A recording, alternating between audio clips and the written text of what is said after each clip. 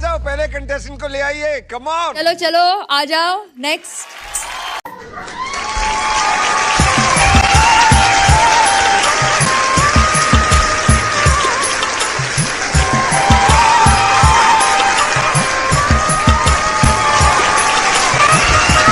नमस्कार सर, नमस्कार मैडम। नमस्ते। क्या नाम है आपका? আমার নাম স্যার ম্যাডাম গুরচাঁদ। कहाँ से आप? আমি এসেছি অনেক দূর, কলকাতা নদিয়া থেকে। খুবই কষ্ট করে এসেছি আইডল মঞ্চে। कितने साल के? স্যার ম্যাডাম আমার বয়স মাত্র 5 বছর। क्या करते हैं आप वहाँ? আমি স্যার ম্যাডাম নদিয়ার মায়াপুরের ওখানেই থাকি। পথে পথে আমি কৃষ্ণ নাম করি, হরি নাম করি, এই হলো আমার কাজ। क्या बात है।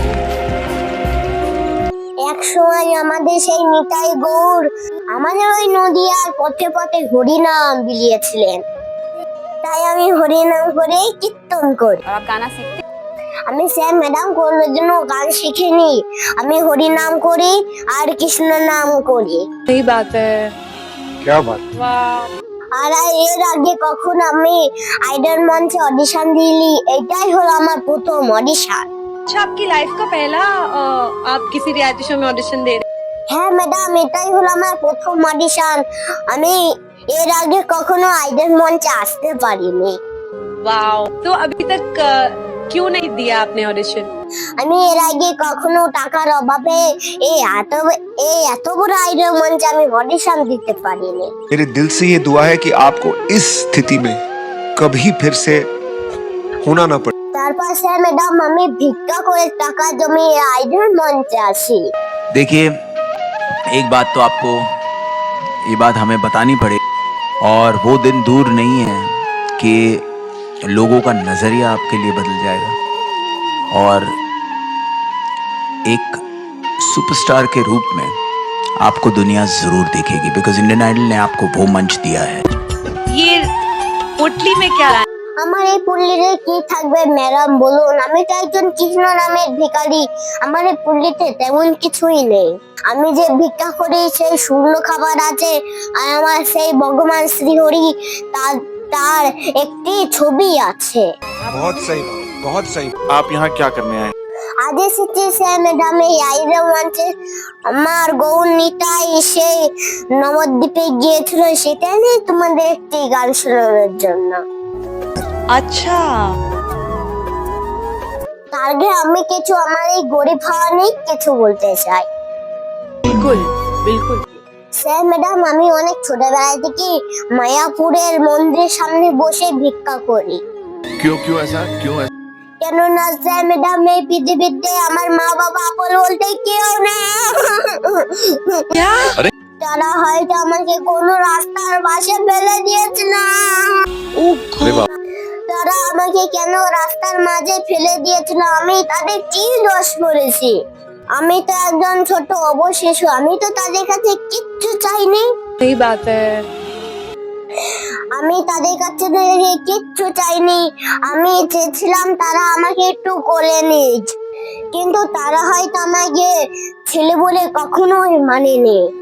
কিন্তু স্যার ম্যাডাম একটা কথা জানেন তো, যার কেউ নেই আমার প্রভু শ্রী হরি আছে, সে কিন্তু সব জায়গায় সব সময় থাকে।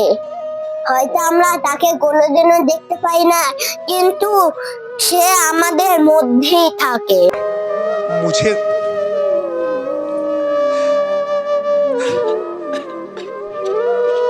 अरे यार, तुम्हें रोते हुए देख के बिल्कुल नहीं अच्छा लग रहा है, क्योंकि तुम खुशियाँ डिजर्व करती हो, तुम ये डिजर्व करती हो।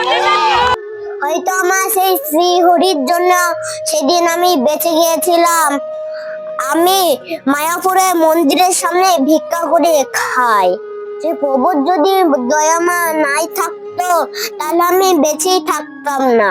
এরপর থেকে স্যার ম্যাডাম আমি বড় হতে লাগলাম আর ও কৃষ্ণ নাম করতে লাগলাম।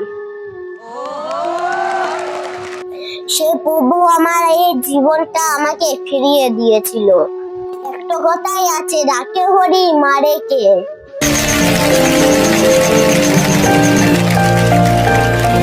হয়তো সে মা বাবা ভালোর জন্য তাদের আমাকে রাস্তায় ফেলে দিয়েছিল। কিন্তু স্যার ম্যাডাম আমার সেই গৌড়ের আশীর্বাদে আমি এখনো বেঁচে আছি।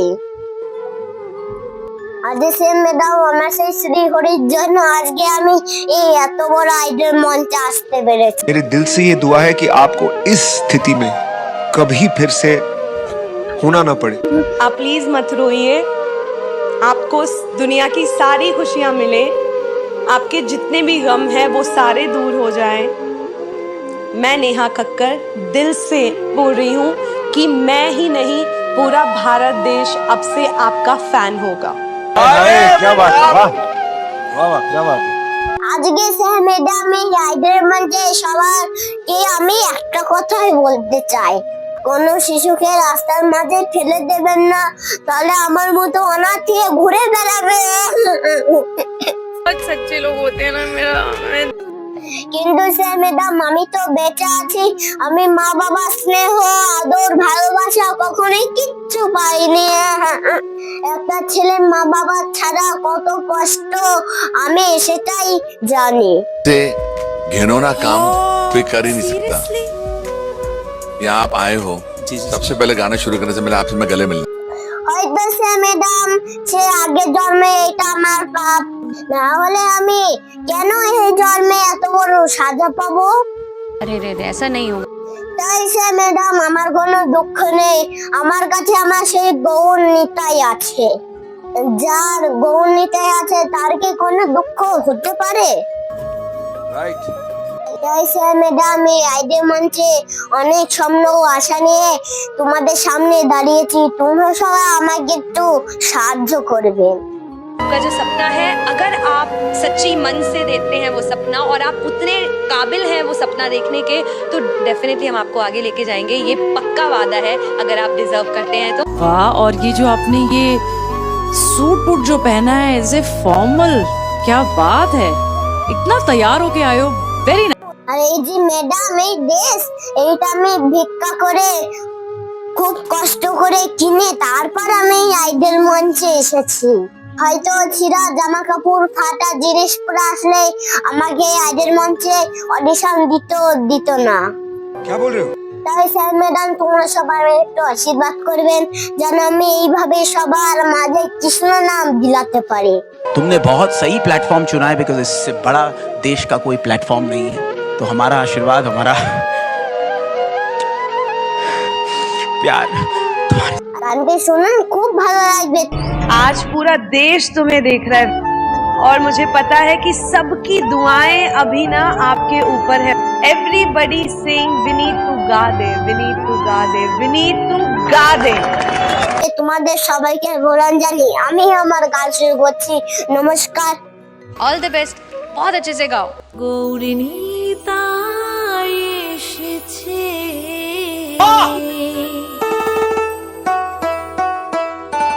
সারা নদিয়া মেতেছে, গৌরিনী তাই এসেছে,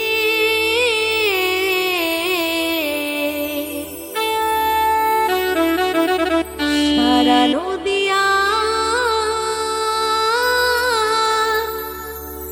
মেতেছে।